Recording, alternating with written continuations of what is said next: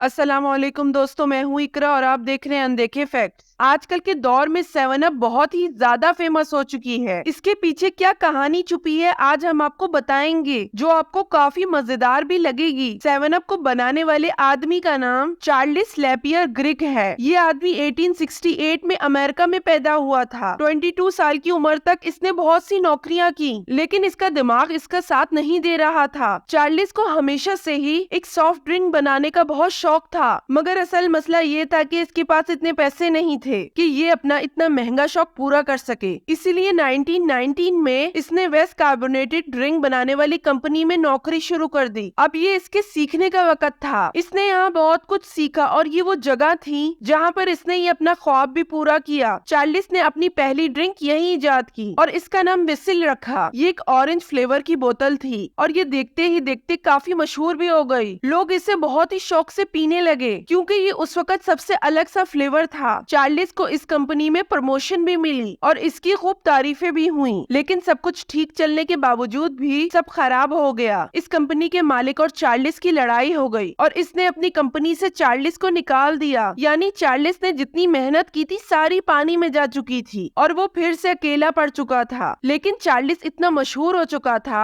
कि उसे जल्दी एक और कार्बोनेटेड ड्रिंक कंपनी में नौकरी मिल गई। इस कंपनी का नाम वार्मर जैक्सन था। यहाँ चार्ल्स ने एक और कार्बोनेटेड ड्रिंक इजाद की। इस ड्रिंक का नाम नॉर्डे था और इसका फ्लेवर भी ऑरेंज ही था। लेकिन इस दफा चार्ल्स ने अक्लमंदी की और इसके तमाम राइट्स अपने पास रख लिए। इसने कुछ लोगों से पार्टनरशिप कर ली और एक कंपनी बना ली। इसकी ये ड्रिंक हाउडी भी अमेरिका में बहुत मशहूर हुई, लेकिन अब शायद इसकी सक्सेस में बहुत मसले आ चुके थे क्योंकि उस वक्त अमेरिका में ऑरेंज फ्लेवर की बहुत सी ड्रिंक्स फैल चुकी थी। चार्ल्स को लगा इसको कुछ अलग इजाद करना चाहिए। 9 साल के बाद यानी 1929 में इसने 7 अप को इजाद कर लिया। इस ड्रिंक को बनाने में चार्ली के 2 साल गुजर गए, लेकिन हैरानकुन बात यह है कि इसका पहले नाम 7 अप नहीं था, लिथिएटेड लेमन एंड लिम्का सोडा था। ये एक बहुत बड़ा और मुश्किल नाम था, लेकिन इसके पीछे चार्ल्स का एक मकसद था। शायद आपको मालूम ना हो कि उस वक्त लिथियम सल्फेट एक दवाई थी जो मेंटल हेल्थ इश्यूज से गुजरने वाले लोग इस्तेमाल करते थे। डॉक्टर्स इसे बहुत सी बीमारियों को ठीक करने में इस्तेमाल किया करते थे। चार्ल्स ने इसी दवाई को 7 अप में इस्तेमाल कर लिया और लोगों को कहा कि इस ड्रिंक को पीने से